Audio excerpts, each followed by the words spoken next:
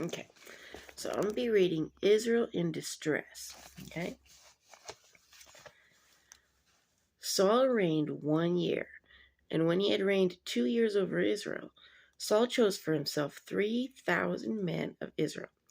2,000 were with Saul in Michmash and in the mountains at Bethel, and 1,000 were with Jonathan in Gibeah of Benjamin. The rest of the people he sent away, every man to his tent. And Jonathan attacked the garrison of the Philistines that was in Geba, and the Philistines heard of it. Then Saul blew the trumpet throughout all Israel, saying, "Let the Hebrews hear." Now all Israel heard it said that Saul had attacked a garrison of the Philistines, and that Israel had also become an abomination to the Philistines. So the Philistines didn't attack them first. They attacked the Philistines first. Okay. And the people were called together to Saul at Gilgal. Then the Philistines gathered together to fight with Israel, 30,000 chariots and 6,000 horsemen, and people as the sand which is on the seashore in multitude. And they came up and encamped in Michmash to the east of Beth-aven.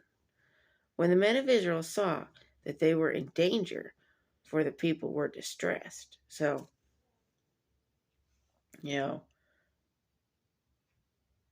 I looked up some things that can cause people in distress because I knew I was going to be reading this. And financial difficulties, health. Of course, when you're in war, your health is at stake.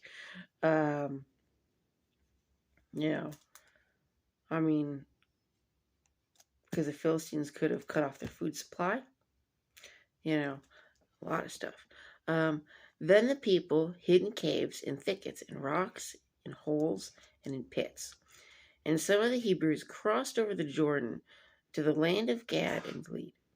As for Saul, he was still in Gilgal, and all the people followed him, trembling. Then he waited 7 days, according to the time set by Samuel. But Samuel did not come to Gilgal, and the people were scattered from him. So, here's the king. He ain't even with him. So where the heck is he?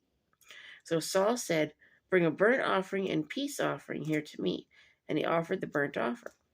Now it happened, as soon as he had finished presenting the burnt offering, that Samuel came. So Samuel's like, okay, enough of this garbage.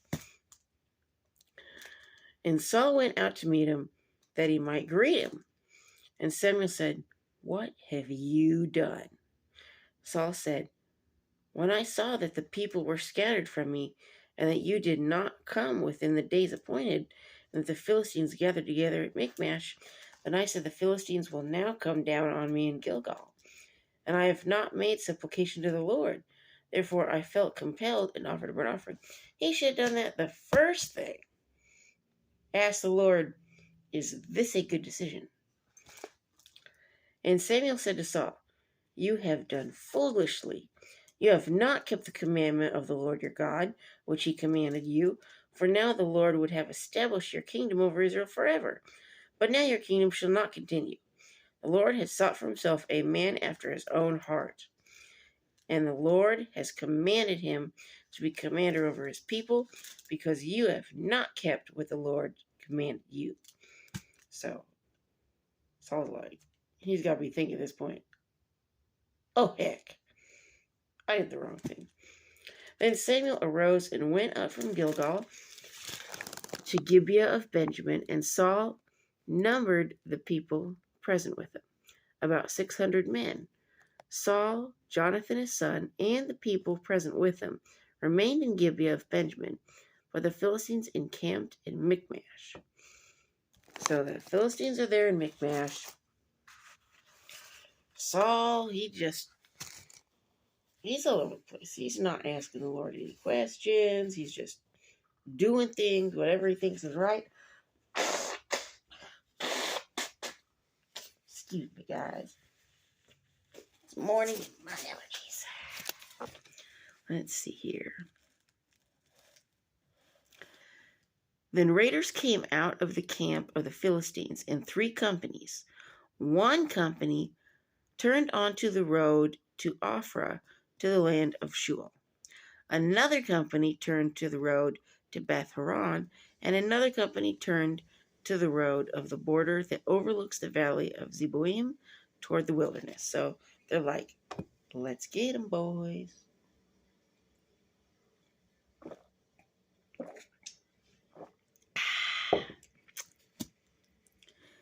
Now there was no blacksmith to be found throughout all the land of Israel. That's not good. For the Philistines said, lest the Hebrews make swords or spears. So they took out all the blacksmiths. You know, the Philistines were not stupid. I did research on them. They were not stupid. But all the Israelites would go down to the Philistines to sharpen each man's plowshare, his mattock, his axe, and his sickle. And the charge for a sharpening was a pim, I don't know what a pim is, for the plowshares, the mattocks, the forks, and the axes, and to set the points of the goad. I think the goad, I think it's a weapon. I don't know. If you guys know what a goad is, please tell me. So it came about on the day of battle that there was neither sword nor spear found in the hand of any of the people who were with Saul and Jonathan, but they were found with Saul and Jonathan his son. And the garrison of the Philistines went out to pass of Michmash.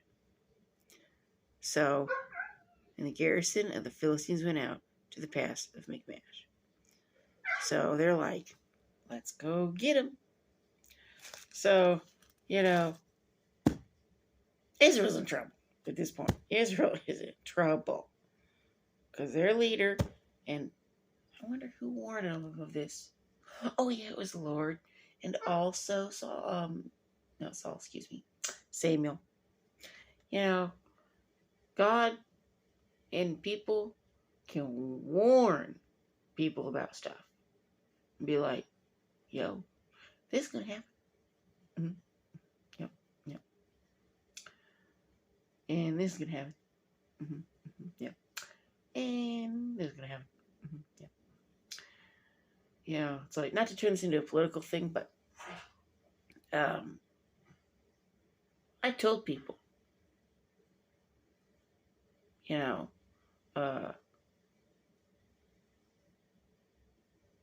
before Biden became president, I said, you know, and I pray for Biden. We're supposed to be praying for our president, okay? So whoever it is, whether you like him or not, doesn't matter, okay? We're supposed to pray for him. But I was like, things are going to get real high. Things are going to get real bad if this guy becomes president.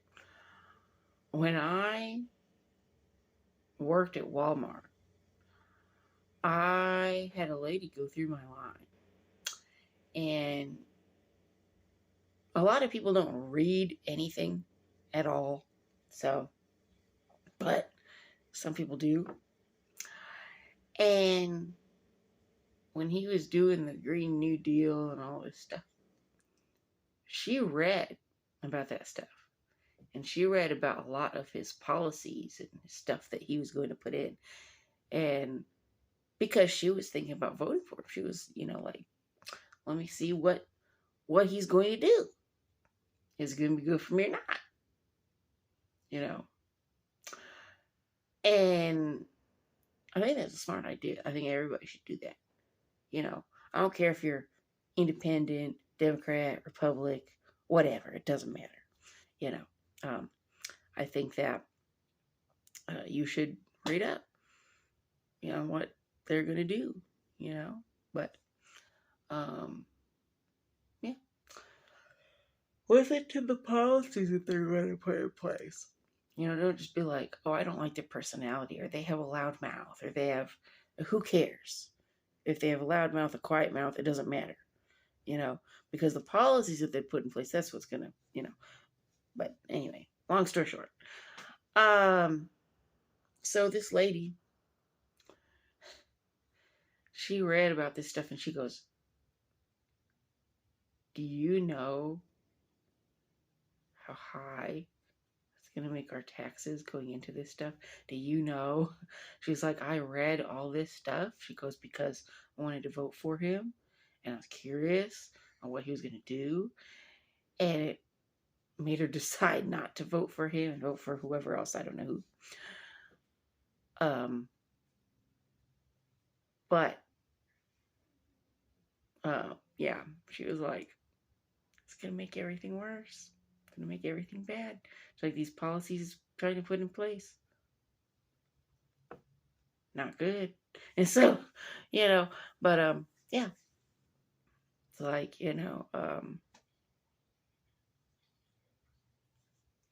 it's like when Trump was in office. There were some policies I liked, some I didn't. You know, but you can actually email the White House. You can, and Trump did stuff that I thought, okay, this is good. I would message and say so. And when he did stuff that I thought, no, that's not good, I'd message and say so. No matter what president you get, this is from now until all eternity, they're not going to be perfect. They're human, just like anybody else. They just happen to be in charge, and,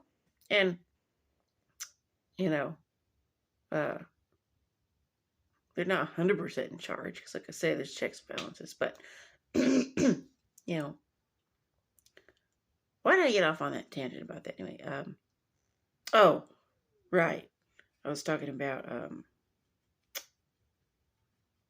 warning people and stuff, because this is talking about warning people.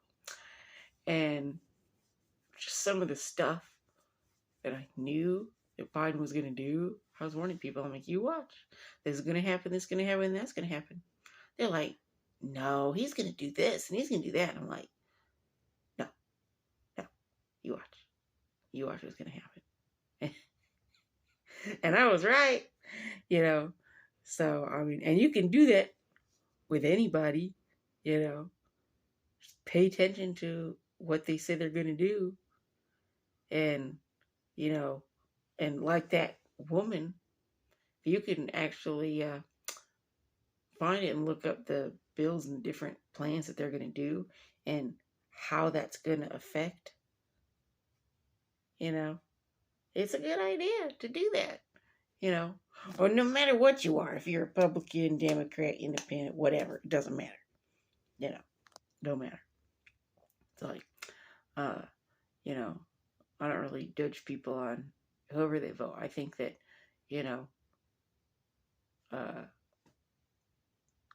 I think that you should vote, no matter what you are, it doesn't matter. We're really very blessed in this country that we can vote. A lot of countries, you don't get to choose anything. Somebody choose for you. Some countries that they used to be able to vote, and then they voted stuff in that made it to where now they can't vote. Because instead of really looking at it and going, how's this going to affect me?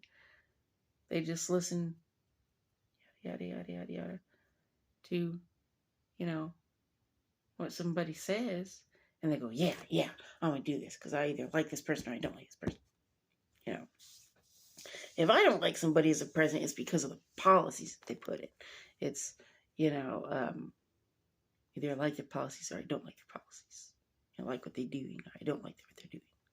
It has nothing to do with, are they eloquent, or do they have a rough edge, or, do they have a big mouth, or, I care less,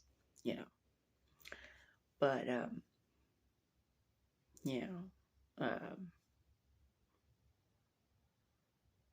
so yeah, I mean, shoot. What? Anyway, so I guess the only reason I brought that up, like I say, is, I was talking about, these leaders and stuff, and how bad they are and how it affects people, and it does, when you have leaders that aren't good, it affects the people. Biden. Ah! Shh, you goofy Okay. girl. I'm doing my video. I hope you're, she's. I hope you're decent. Anyway, Kinda. Okay, yeah, because I'm doing my video, so. All I want to do is pop my head. Okay, that's fine. Besides, I need to get some pants, and Dad just washed the laundry, and you're inside the laundry room. So. Oh, okay. Well, let me get off my video then, because I'm at the end anyway. Oh, you can Peace. pause the video. Well, I'm done saying what I'm going to say anyway.